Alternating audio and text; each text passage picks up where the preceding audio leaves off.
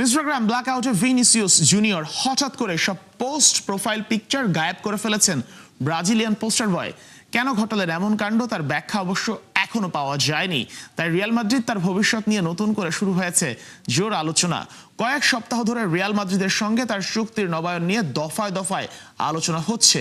সবশেষ বৈঠকের পর ইতিবাচক অগ্রগতির খবর এলেও এখনো চূড়ান্ত সমঝোতা হয়নি।